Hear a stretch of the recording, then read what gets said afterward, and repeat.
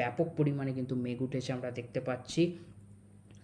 এছাড়াও যে বলা চলে যে এদিকে ঝাড়খণ্ড বিহারের দিকেও মেঘ যে রয়েছে এবং কোথাও কোথাও বৃষ্টিপাতও সেখানেও শুরু হয়েছে।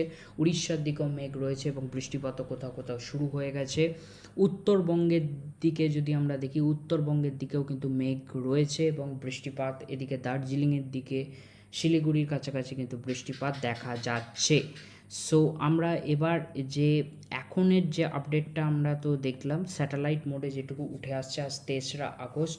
এবার আমরা চলে যাব রেন থান্ডার মোডে, আগামী দিনে কেমন বৃষ্টির সম্ভাবনা উঠে আসছে 8ই আগস্টের মধ্যে, সেটা আমরা দেখে নিই। কোনো নিম্নচাপ তৈরির সম্ভাবনা আছে নাকি সেটাও জানাবো। সো ভিডিওটা গোটা দেখতে থাকুন। সো এখানে দেখতে পাচ্ছেন আজ 3 তারিখ কিন্তু যে বৃষ্টির সম্ভাবনা থাকছে গোটা দক্ষিণবঙ্গ জুড়ে। শুধু দক্ষিণবঙ্গ নয়, এদিকে উত্তরবঙ্গের দিকে কিন্তু ব্যাপক